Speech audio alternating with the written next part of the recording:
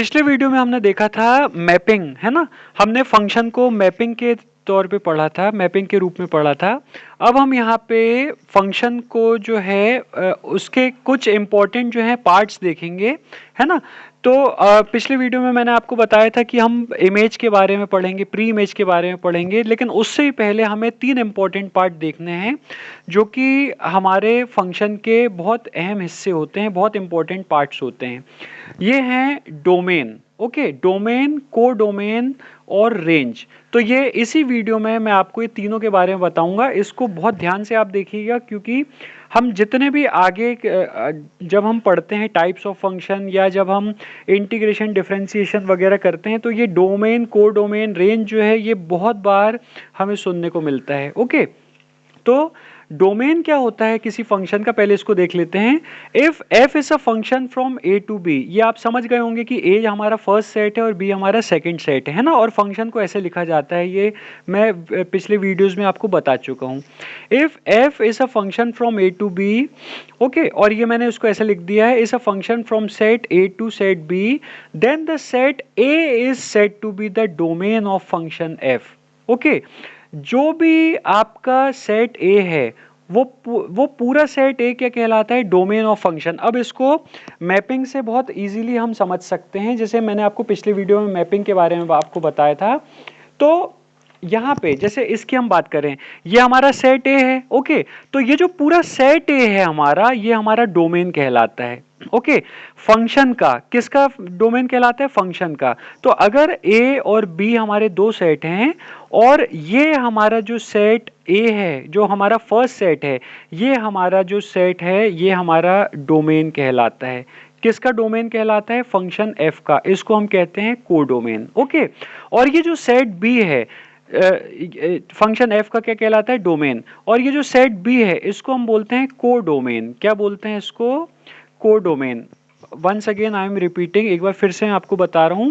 अगर कोई एक फंक्शन f है from set a to set b, तो ये जो पूरा सेट a है, जो हमारा पहला सेट है, ये हमारा डोमेन कहलाता है, फंक्शन f का डोमेन।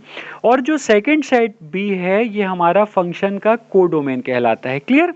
तो यहाँ पे मैं आपको कोडोमेन की भी डेफिनेशन बता देता हूँ। कोडोमेन की डेफिनेशन क्या है, ये देखिए कि if f is a function from a to b, okay, from set a to set b, then the set b is said to be the codomain of function f। मतलब जो हमारा set b है ये function का क्या कहलाएगा, codomain. और जो सेट a है हमारा, जो फर्स्ट सेट है, वो हमारा कहलाएगा domain of function f। Okay, अब हमें बहुत ध्यान से देखना है कि रेंज क्या होता है।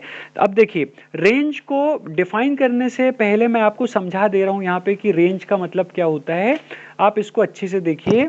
देखिए यहाँ पे अगर मैं डोमेन की सेट की बात करूं, क्या बनाऊं अगर मैं डोमेन, तो डोमेन क्या होता है, मैंने आपको बताया है कि जितना जो पूरा सेट ए है ये हमारा डोमेन कहलाता है। मतलब जो भी एलिमेंट्स ए सेट में हैं उसको अगर हम एक सेट के रूप में लिख दे तो वो डोमेन कहलाएगा। मतलब A B C D E, अगर A B C D E का अगर मैं एक सेट बना दूं तो ये सेट मेरा क्या कहलाएगा, डोमेन। ओके, उसके बाद कोडोमेन क्या होता है, जो सेकंड सेट है मेरा, मतलब ये जो सेट बी है, ओके, मतलब X Y Z W M N. तो अगर मैं इसको यहाँ पे सेट के फॉर्म में लिख दूं X Y Z W M और एन, तो ये मेरा क्या कहलाएगा, सेट कोडोमेन। क्या कहलाएगा, कोडोमेन। ओके, अब रेंज क्या होता है, इसको बहुत आपको ध्यान से देखना है। कोडोमेन और रेंज में क्या फर्क होता है आपको ध्यान से देखना है। देखिए, कोडोमेन भी सेट बी से, मतलब सेकंड सेट से ही रिलेटेड होता है, और रेंज भी सेट बी मतलब सेकंड सेट से ही रिलेटेड होता है। लेकिन रेंज और कोडोमेन में क्या अंतर है, यहाँ पे कोडोमेन में क्या होता है, सेट बी के जितने भी एलिमेंट्स हैं वो हम यहाँ पे लिख देते हैं। लेकिन रेंज क्या होता है, जो एलिमेंट एसोसिएटेड हैं सेट ए के एलिमेंट से, है ना। कौन कौन से एलिमेंट एसोसिएटेड हैं, एक्स एसोसिएटेड है, जेड एसोसिएटेड है और डब्ल्यू एसोसिएटेड है। तो यहाँ पे हम अगर उसका एक सेट बनाए जो जो एलिमेंट रिलेटेड हैं या एसोसिएटेड हैं सेट ए के एलिमेंट से, तो वो हमारा क्या कहलाता है, सेट रेंज।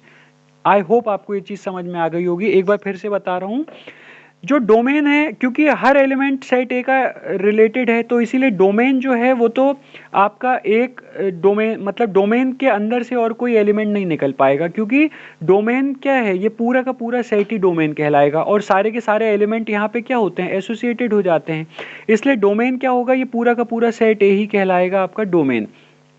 कोडोमेन क्या होता है, अब यहाँ पे सेट बी की बात आती है। सेट बी के कुछ एलिमेंट रिलेट हो रहे हैं, कुछ एलिमेंट रिलेट नहीं हो रहे हैं। ओके, तो यहाँ पे सेट बी में दो सेट आपके अलग से बन जाते हैं, पहला बनता है कोडोमेन और दूसरा बनता है रेंज। अब कोडोमेन क्या होता है, अगर हम सेट बी के सारे एलिमेंट को कंसिडर कर लें तो वो हमारा कहलाएगा कोडोमेन ऑफ फंक्शन एफ। और अगर सिर्फ और सिर्फ हम वही एलिमेंट लेते हैं जो कि सेट ए के एलिमेंट से रिलेटेड हैं, एसोसिएटेड हैं, तो वो जो सेट हमारा बनता है वो कहलाता है range of function F. I hope आपको ये चीज़ समझ में आ गई होगी। आगे भी एग्जाम्पल से हम देख लेते हैं। जैसे अगर हम इसकी बात करें, अगर हम इसके डोमेन की बात करें, तो डोमेन क्या होगा, सेट ए में जितने एलिमेंट्स हैं वो डोमेन कहलाएंगे, मतलब उसका सेट डोमेन कहलाएगा ए बी सी डी। तो यहाँ पे ए बी सी डी मेरा क्या कहलाया, डोमेन। ओके, अब अगर हम को डोमेन की बात करें, तो कोड डोमेन यहाँ पे क्या है, सेट बी के जितने एलिमेंट्स हैं वो कोड डोमेन कहलाएगा, उसका सेट क्या कहलाएगा, कोड डोमेन। तो एक्स वाई जेड डब्ल्यू, तो एक्स वाई जेड डब्ल्यू ये जो सेट है मेरा क्या कहलाया, कोड डोमेन।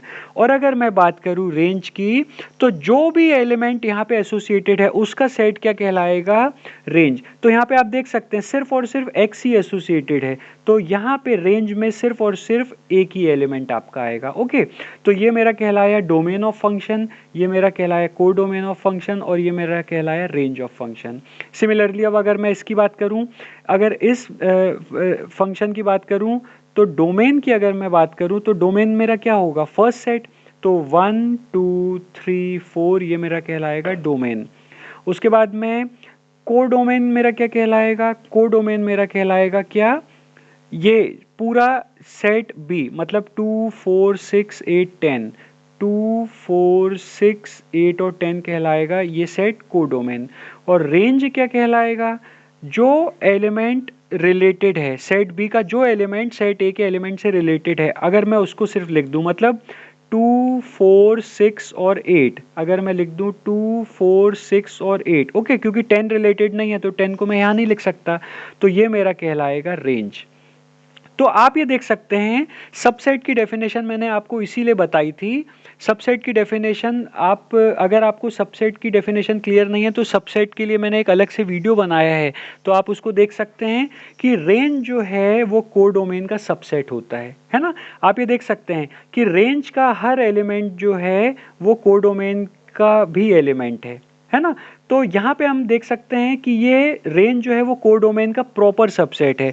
मैं आपको पूरी डेफिनेशन बता चुका हूँ, प्रॉपर सबसेट, इम्प्रॉपर सबसेट आपको सब समझा चुका हूँ। ओके, तो यहाँ पे हम देख सकते हैं कि रेंज जो है वो कोडोमेन का क्या है, प्रॉपर सबसेट। ओके, यहाँ पे भी अगर हम देखें रेंज जो है वो कोडोमेन का क्या है, प्रॉपर सबसेट। ओके, इस एग्जांपल में भी देखें तो रेंज जो है वो कोडोमेन का क्या है यहाँ पे, प्रॉपर सबसेट, क्योंकि हर एलिमेंट रेंज के कोडोमेन में प्रेजेंट हैं, लेकिन कोडोमेन में कम से कम ऐसे कुछ एलिमेंट्स हैं, कम से कम एक एलिमेंट ऐसा है, जैसे यहाँ पे कौन कौन से एलिमेंट्स हैं, यहाँ पे y और m और n, ये तीन ऐसे एलिमेंट हैं जो रेंज में प्रेजेंट नहीं है, इसीलिए जो रेंज है वो कोडोमेन का क्या कहलाएगा, प्रॉपर सबसेट। तो इन तीनों एग्जाम्पल में हम देख सकते हैं कि रेंज जो है वो कोडोमेन का प्रॉपर सबसेट है। हालांकि ये ज़रूरी नहीं है कि रेंज कोडोमेन का प्रॉपर सबसेट ही हो।